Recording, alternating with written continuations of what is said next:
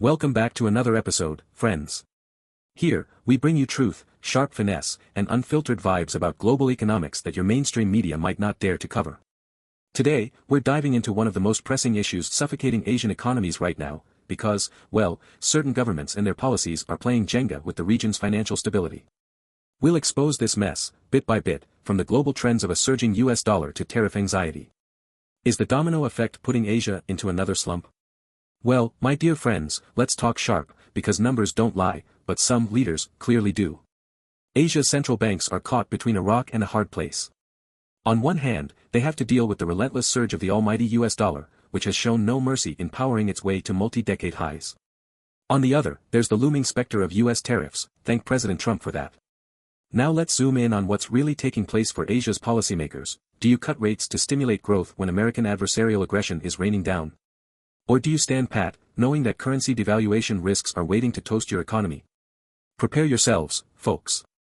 Big Brother America, courtesy of Trump's America First mindset, has been nothing short of a bulldozer. Even before putting one foot in the White House back in the day, Trump was orchestrating chatter about imposing earth-shattering tariffs on China. 60%. That's colossal, and not just for China but for the trade-dependent neighbors in Asia. Take Vietnam or South Korea, for instance, whose exports depend heavily on supply chain structures built around manufacturing and assembly in China. Now, here's where it gets murky. Trump's trade hawks like Marco Rubio and Mike Waltz, who are drafting aggressive policies, are signaling there won't be any miracles of diplomacy. Instead, loose promises and "Make America Great Again" posturing have driven uncertainty sky high, leaving Asian economies to brace for what essentially feels like a ticking time bomb. Ah yes. The greenback. If the economic recession were a video game boss, the dollar would be its invincible weapon. Over the past year, the dollar index, DXY, has climbed to historic highs due to aggressive Federal Reserve tightening and stockpiles of foreign investments rushing into U.S. Treasury bonds. Asia's problem? Unlike the U.S., which benefits from a strong dollar, their currencies slide into the shadow of the mighty greenback. Let's zoom in here.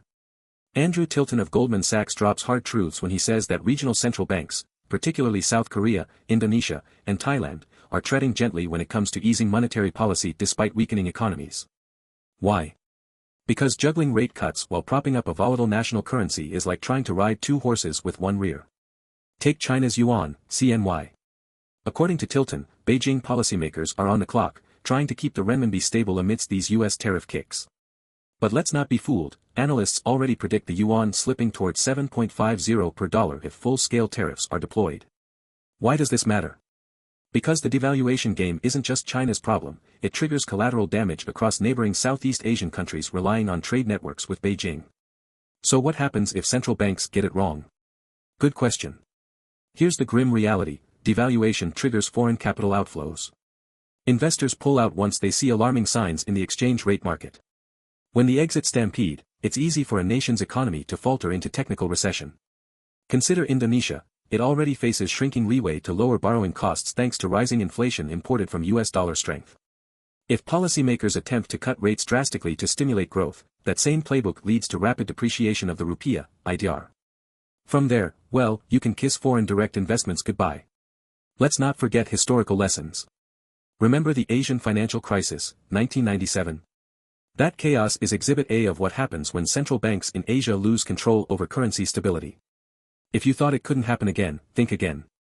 Exchange rate instability combined with external shocks, like tariffs, could escalate into sticky situations every policymaker dreads. Don't just take my word for it, let's go granular on the impact. 1. Indonesia. Bank Indonesia has been cautious. The country's foreign exchange reserves dipped from $139 billion in 2022 to $134 billion in mid-2024. With crude oil prices forecast to rise next year, further strain on its balance of payments situation is inevitable. Already, the rupiah trades near 15,500 per US dollar, down significantly over the past 2 years. 2. South Korea. The Bank of Korea recently paused interest rate cuts due to capital outflow fears. The Korean won has already weakened 15% against the dollar since early 2023, forcing manufacturers like Samsung and Hyundai to reprice exports to maintain competitiveness. Yet global demand collapsing under recessionary pressure. 3. China, the epicenter of tariff wars and devaluation chatter. In Q3 alone, China's export volumes to the US fell by a staggering 17% year-on-year. The People's Bank of China might intervene in the forex market, but every intervention chips away at its reserves, which are now hovering below a critical psychological threshold of $3 trillion. Now that we've named the culprits, the US dollar and Trump tariffs, you'd think we'd have solutions, right? Well, let's be honest, Asia's central banks are navigating murky waters. But some approaches are worth discussing. 1. Currency swap agreements. Bilateral or multilateral agreements to establish currency exchanges outside the US dollar could help stabilize trade. For instance, a more robust ASEAN-China yuan settlement system could offset some volatility. 2. Strong policy transparency. By clearly delineating monetary outlooks, policymakers reduce speculative behaviors that further destabilize currency exchanges. 3. Collaborative Asian growth initiatives. Look at ASEAN investment projects as hedge mechanisms. Faster allocation of capital toward inter-Asian infrastructure could create jobs, spur trade, and reduce dependency on Western export markets. So, as we wrap this up, here's the bottom line: no single economy, not even mighty China or bustling Indonesia, is immune to global shocks when policies fall victim to political brinkmanship. Trump-era U.S. trade tensions will live on in memory as textbook lessons on how not to deglobalize. Meanwhile, the US dollar will remain a wrecking ball for Asian central banks that desperately need breathing room to sustain growth but can't afford deeper political or financial instabilities. Remember, dear viewers, economics is not magic. Rational planning beats political chest thumping every single time. Until policymakers realize that their short-term obsession with diplomacy-free tariffs and currency manipulation risks long-term collapse, Asia will continue to play economic Jenga at the mercy of a global system it cannot single-handedly change. That's it for this episode, folks. Hit that like button, leave your comments, because we need to talk about this, and as always, subscribe for your dose of economic clarity. Stay tuned, and let's keep exposing what they don't want you to see.